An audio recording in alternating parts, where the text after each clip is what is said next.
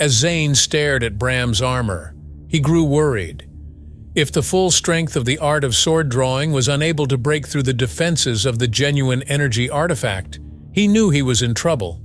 Bram, on the other hand, had recovered his confidence, and he laughed at Zane as he gloated. Let's see what else you've got.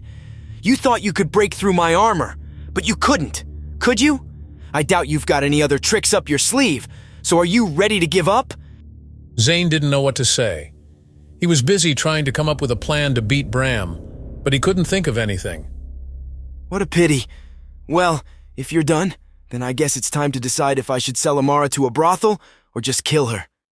He laughed even harder as he held out a palm-sized egg shrouded in green light. Zane could feel its vital energy as Bram pushed it toward his chest. You have another genuine energy artifact? Even though he had never come across a genuine energy artifact, he knew its worth. Even the cheapest ones would cost half of the Martell family's fortune. Not a single shop in Kintyre County sold them, and the craftsmen who forged them were even rarer than alchemists. He knew the two genuine energy artifacts in Bram's possession couldn't have come from the Martell family. I'm afraid it's time to say goodbye. I'll be sure to get someone to take your corpse away and hang it on the back door of the family home as a warning to others. He held the egg high in the air, and the 8 symbols on it glowed and swirled. A strange whooshing sound came from it, and as it suddenly opened, a bunch of pale blue thunder pearls flew out. The waves of vital energy around the thunder pearls, and the churning lightning they created, made everyone gasp in shock and fear. Although the pearls moved slowly, making them seem easy to dodge, one strike from a single pearl would be enough to kill someone. Zane had only reached the 6th stage of body tempering, so he was no exception. Even someone at the foundation level might not be able to withstand an attack from a thunder pearl. When one of the pale blue pearls shot toward Zane, the audience held their breath, certain that he was about to die. Although killing was prohibited in the competition, they knew Bram would happily violate the rules to get rid of Zane for good, and no one was brave enough to stop him. But Zane was determined to beat Bram, so he used every technique he knew to ensure he survived. Employing the first stance of the 3-star step technique, he dodged the first thunder pearl, and only a colorful starlight fog was left in his wake. The thunder pearl was fast, but Zane was even faster. His movements were agile and elegant, but as more thunder pearls attacked, it became harder to believe that he would be able to keep dodging them. The whistling sound the movement of the pearls made was distinctive in the silence of the arena, and everyone was on the edge of their seats. Among them was Elora, who was worried that Zane wouldn't make it out of there alive. Her uncle Aris was beside her, and she was about to whisper something to him when he stopped her. Don't worry. Let's just see how things develop. They continued to watch Zane, who didn't stop moving for even a second. Eventually, he appeared behind Bram, put his palms together, and then slowly separated them. In the center of his palm was a mysterious silver light that was almost imperceptible to the naked eye. As it grew, a strange sound echoed within the barrier on the platform, and a flash of lightning appeared. Everyone shielded their eyes, as it became too difficult to look directly at the platform. Then, after an ear-splitting boom of thunder, everything fell silent. Zane called down dark sky thunder, and in the blink of an eye, a bolt of lightning pierced Bram's forehead like a spear. A silver pillar of light burst from Bram's body, causing him to cry out in pain and drop to his knees. When the glow of lightning completely disappeared, Zane's body also became weak. He collapsed to the ground and watched as the thunder pearls returned to the egg from which they had come. Bram was a few feet away from him, writhing in pain as his life force slowly depleted. The audience watched in horror as he lifted his hand and feebly pointed at Zane. He asked in a weak voice, How is this possible? You're only at the 6th stage of body tempering. How could you have known how to condense the seed of vital energy?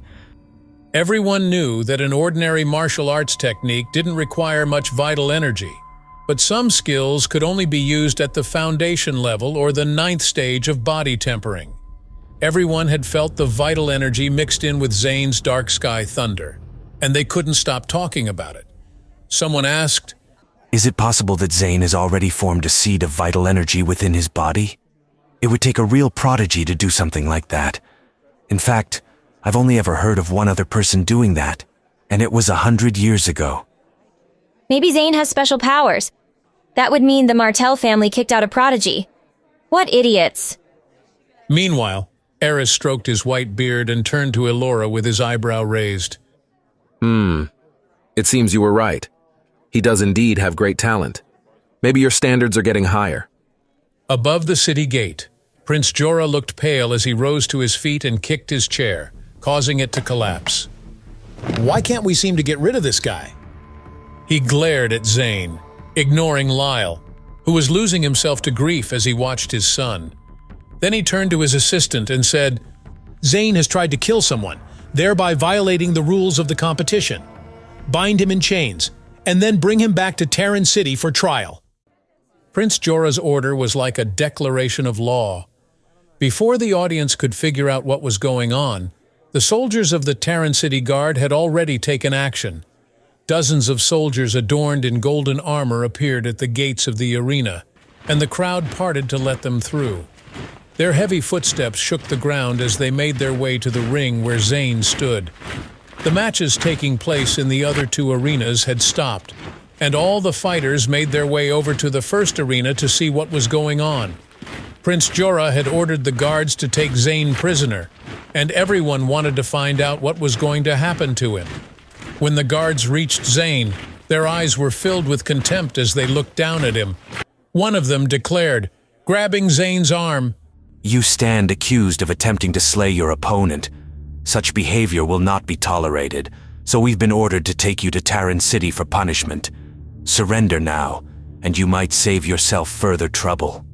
Zane's expression was indifferent as he turned to look at Prince Jorah on top of the city gate.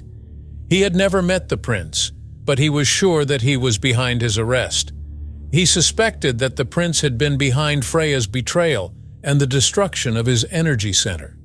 He was sure that Bram's obsession with the heavenly sword technique had something to do with the prince as well. Prince Jorah looked confident that his orders would be carried out, and he had already turned around to speak to Lyle. You must be furious. We don't know for sure that Bram will die, but even if he lives, it'll be difficult for him to cultivate in the future. I understand if you wish to kill Zane, and I won't stop you. Having been given the green light by Prince Jorah, Lyle leaped down from the city gate. Yellow light surrounded him, indicating that he was a top martial artist at the first stage of the foundation level.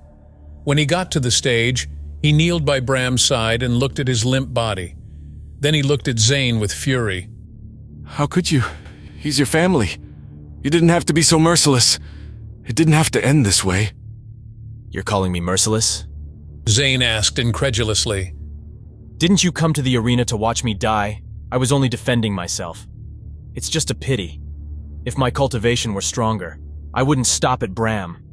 I'd obliterate you and our entire lineage. How dare you! I'll make you pay for what you did to my son. Roaring his anger, he rushed toward Zane, but at the last moment, Aris intervened to block him. He easily took hold of Lyle's fist, instantly extinguishing the flames, and smoke wafted into the air as Lyle looked at Aris in confusion. Lyle had never seen Aris before, but he hesitated when he felt the terrifying power emanating from him. Who are you? This is none of your business. It's a personal grudge between the Martell family and Zane. Just back the hell off and let us deal with him, or face consequences from my family and Prince Jorah. Oh yeah? And what would that be? He clearly didn't take Lyle seriously at all, and with the flick of his wrist, he showed him a taste of his supremacy. The pressure he released was as aggressive as a bomb blast, sending Lyle and the guards flying back. It even knocked out some of the audience members in the first row. Lyle was stunned, and when he got back to his feet, he glanced over at Prince Jorah, who looked concerned. With a great leap, the prince landed in front of Aris, hoping to defuse the situation.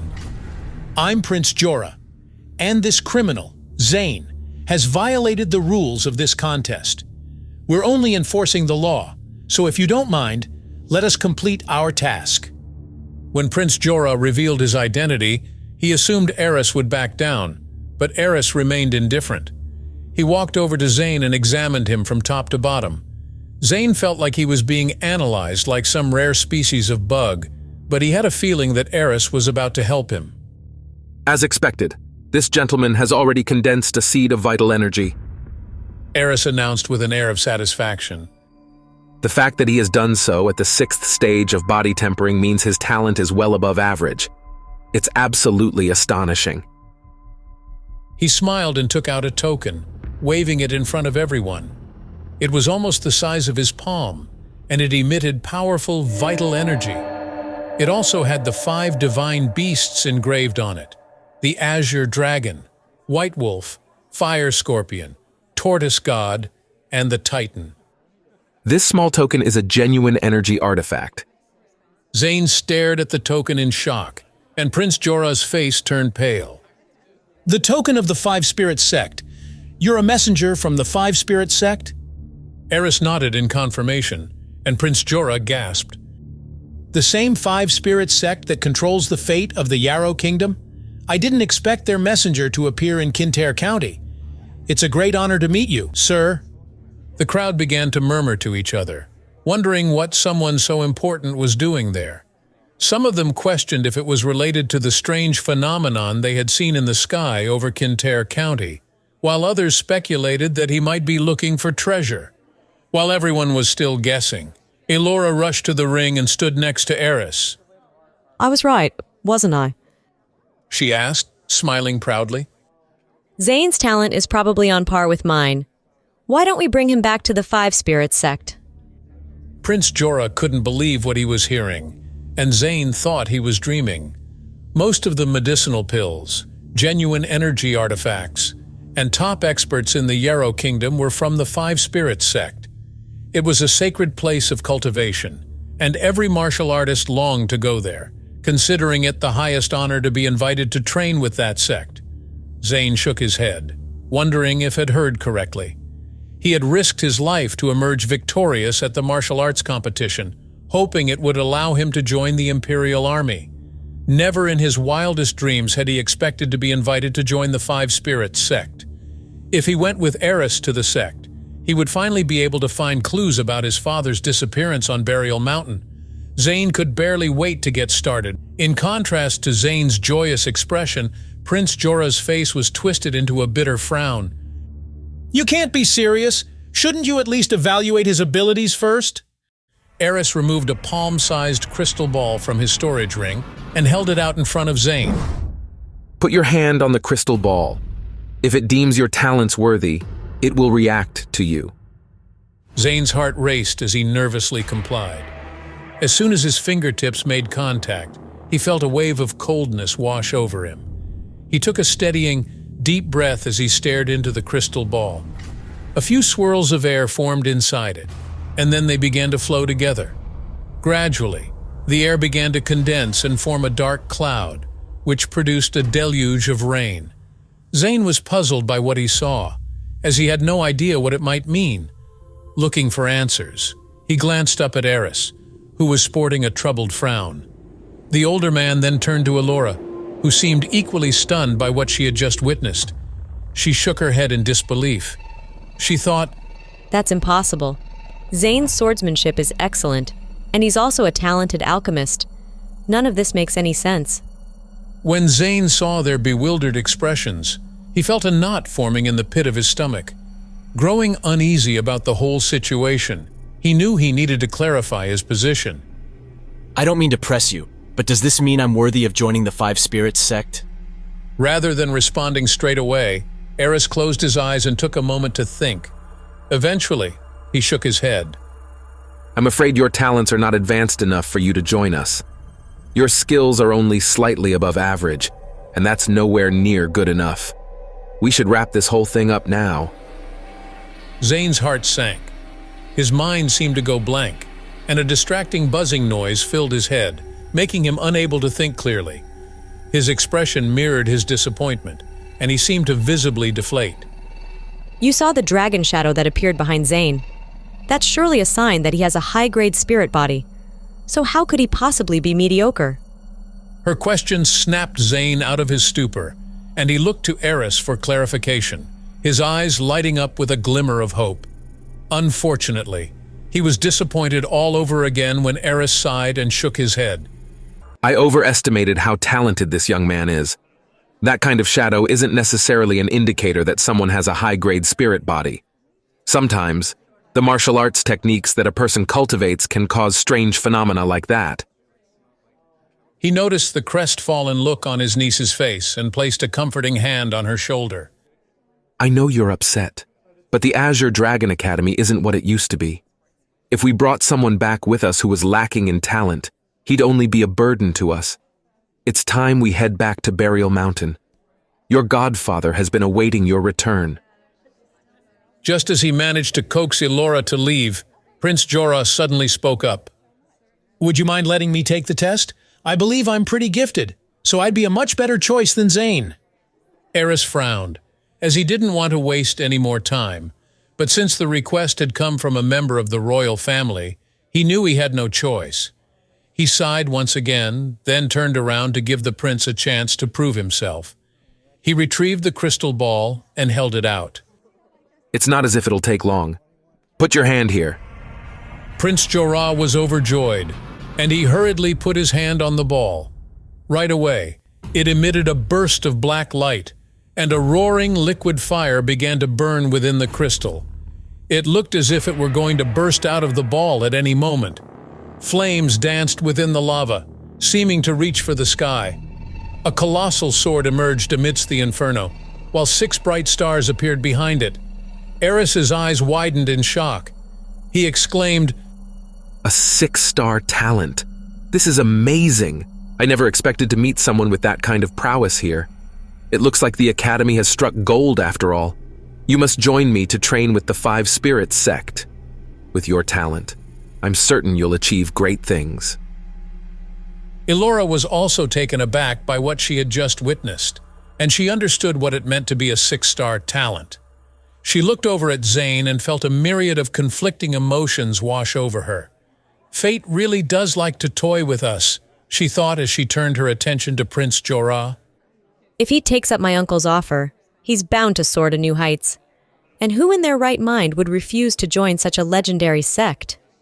As expected, the prince happily accepted, laughing at Zane's misfortune. But judging by Elora's reaction to the turn of events, he could tell she had some kind of connection with Zane, so he was careful not to provoke her too much. He thought, It doesn't matter. As soon as I leave with her and her uncle, I'll get my men to deal with that loser. Zane's face was ashen. Although he had seen it all play out in front of him, he couldn't bring himself to accept the rejection.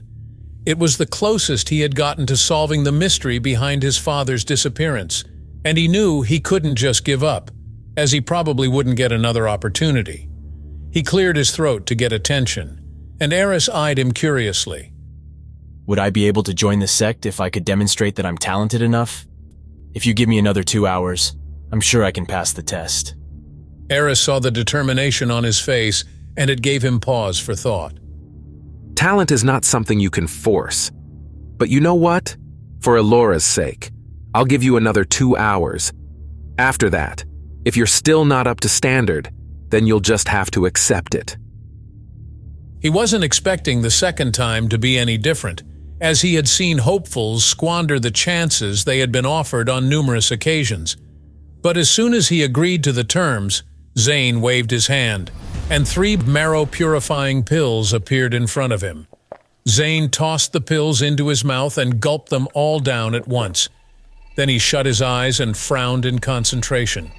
He tried to disconnect from his mind, body, and surroundings as he frantically began to utilize the devouring dragon technique.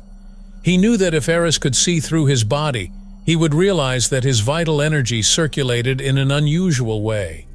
Zane's blood began to emit a huge amount of heat, and his face turned bright red as his breathing sped up. After engaging in the process for half an hour, his body didn't seem to have changed at all, but the flow of his vital energy was a little stronger than it was at the start. By the time an hour had passed, Elora started to lose all hope. Her heart ached for Zane. But the requirements for being accepted into the sect were there for a reason, and he was yet to prove that he was truly worthy of the honor.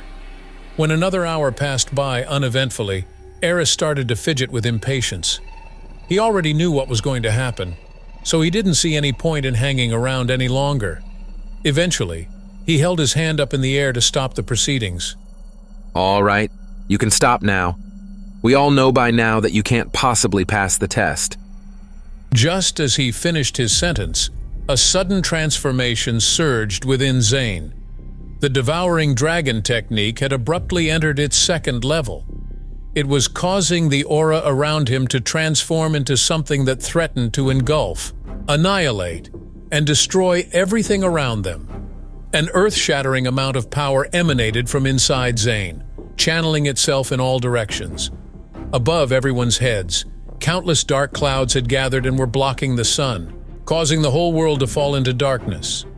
A strong wind blew through the air, and everyone's hearts began to pound loudly in their chests. A deafening thunderous roar filled the air, echoing like a colossal beast flapping its wings rhythmically. Meanwhile, the dark clouds grew ominous, and streaks of colored lightning lit up the sky as thunder rumbled. The lightning bolts then formed various serpents of different sizes, which hissed menacingly, creating a suffocating atmosphere.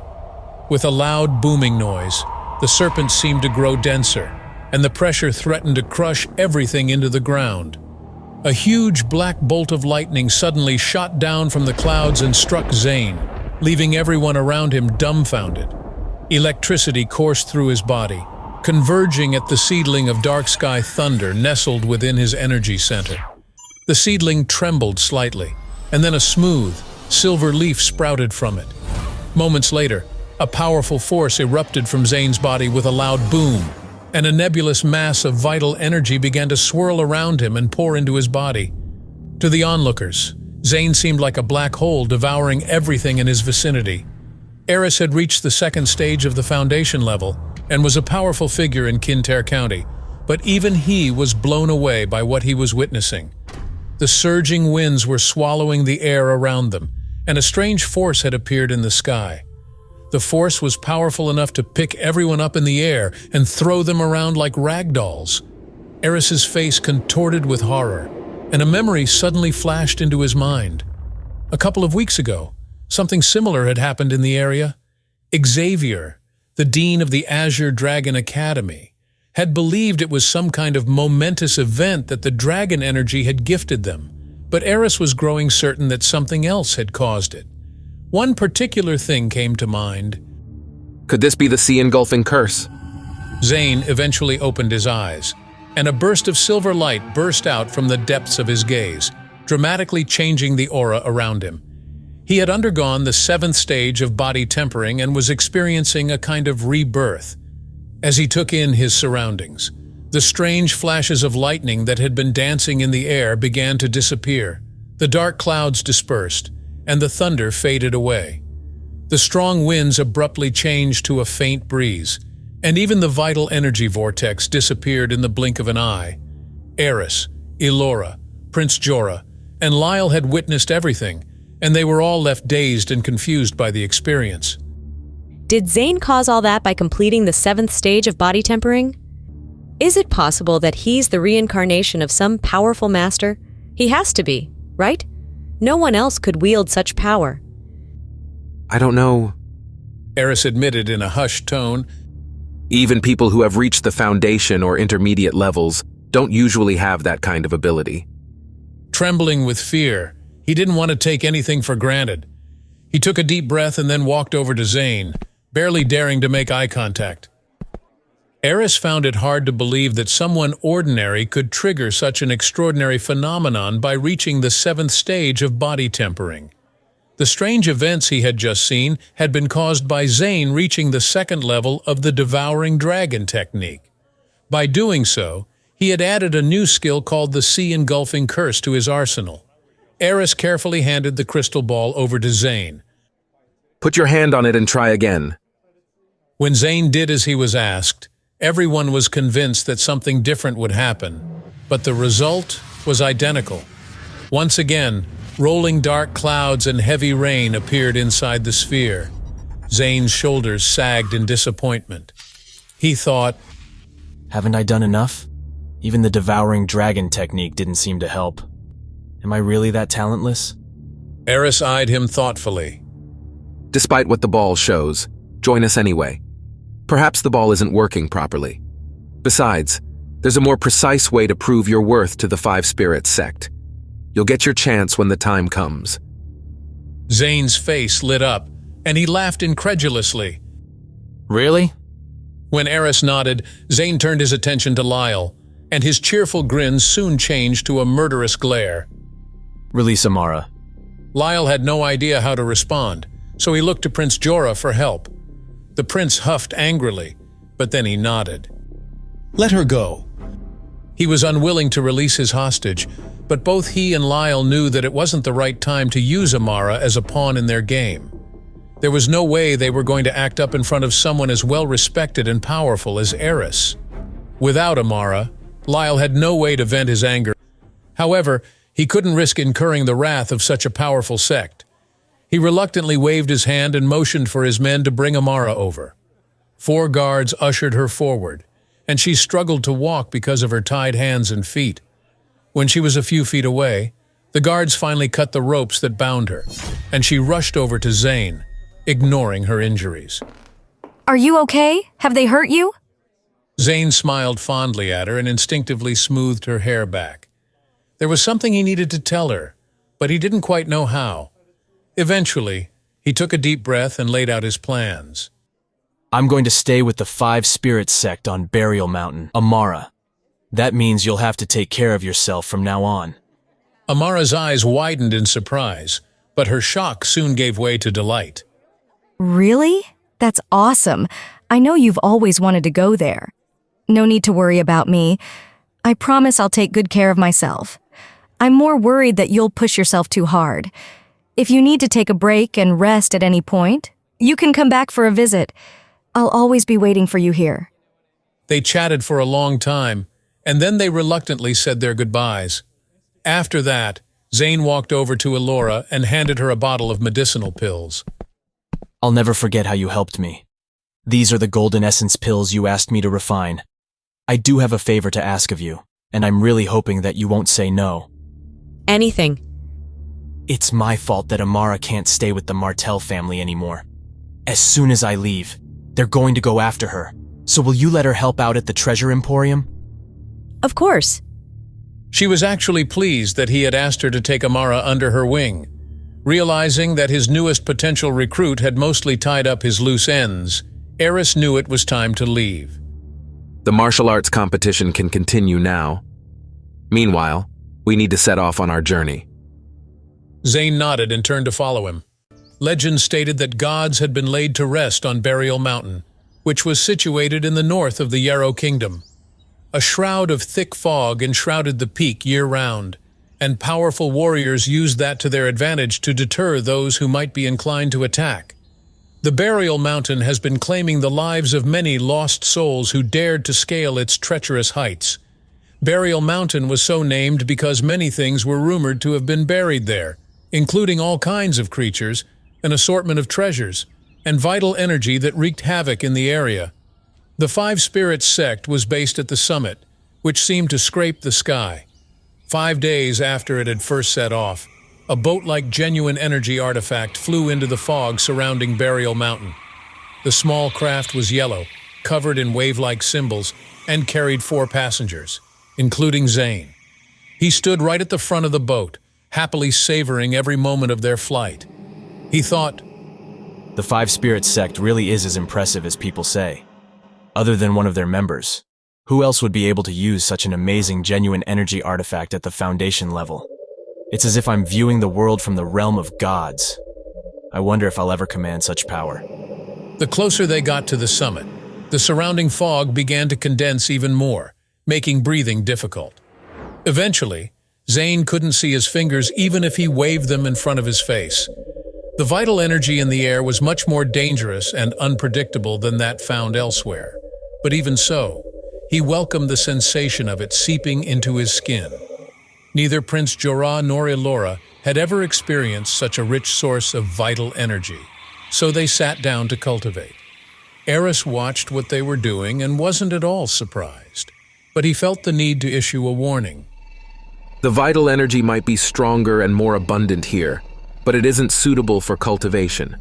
You should wait until you've entered the sect's territory, or it'll bring trouble to your door. As he spoke, a soft, warming light filtered down from the sky. When the others looked up, they saw that it came from a golden tower, and the vital energy encircling it instantly penetrated their bodies and filled their hearts.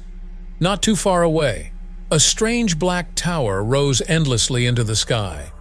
When Zane spotted it, he knew that he wouldn't be able to see the top of it, even if he was able to fly 1,000 feet higher into the air.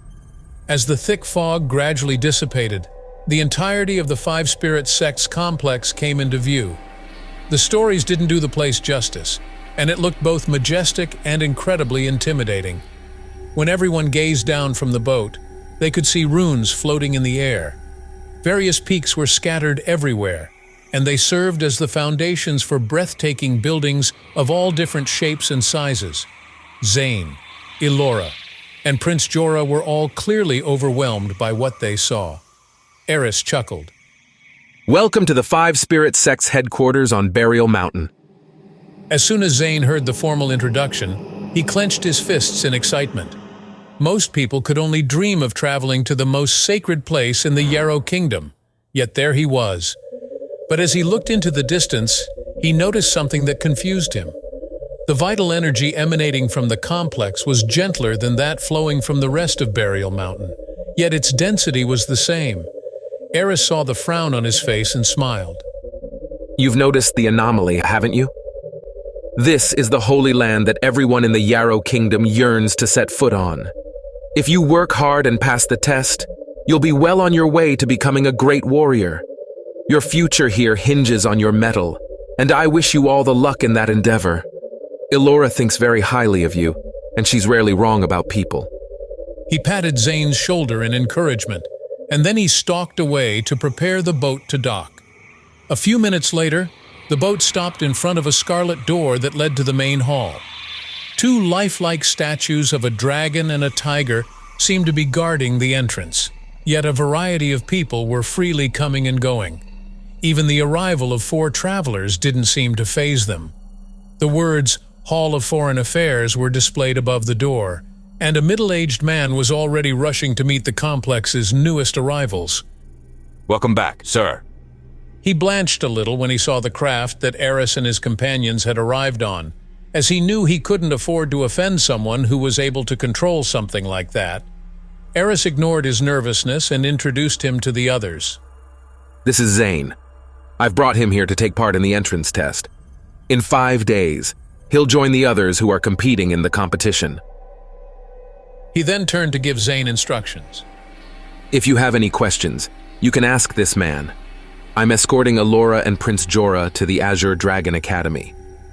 With little warning, the small boat slowly rose back into the air and disappeared in a flash. As soon as Aris was gone, the man from the Hall of Foreign Affairs shot Zane a condescending look. I suppose I'd better help you get sorted. Follow me. Zane was startled by the man's brusque tone, but he obediently followed him inside. A few hours later, arrangements had been made for Zane to stay in a small room overlooking a secluded courtyard within the complex. Before settling in, he was told that when it was time to take the test, he should make his way to the main gate. Everyone else in the dormitories was there for the same purpose, and Zane surmised there must be at least 1,000 or 2,000 hopefuls. All of them had their own strange customs and quirks, as they came from all over the kingdom. Zane ignored the noise around him and soon became lost in thought. As he lay on the narrow bed, he held up a bottle of golden essence pills and looked at them. After he had successfully refined 13 of them for Elora, he had taken 9 for himself and given her 4. He had never taken a golden essence pill before, but he knew they were much more effective than marrow-purifying pills. He stared blankly at the bottle for a while, but ultimately decided to grab one of the pills and jump into the dragon prison. Sparks buzzed around him and flew into the sky, while the unpleasant stench of burning wafted into his nose. Everywhere Zane looked, he could see the ferociously hot wind swirling around, and he couldn't spot any signs of life anywhere. He thought, I managed to attain the second level of the Devouring Dragon technique a few days ago. That means I might be able to enter the second wisdom chamber now. I wonder what's inside. Delighted by the prospect, he followed the golden glow that lit the way to his desired destination. Bright, flickering wisps of smoke lingered around the edges of the light, and a heat that seemed hotter than the sun was scorching his skin. He thought, does this wisdom chamber have something to do with fire? He was excited by the idea, as he knew it would make it much easier for him to refine pills. As he stepped inside the chamber, he saw a magnificent and deadly longbow floating in the void, just waiting for him to discover it.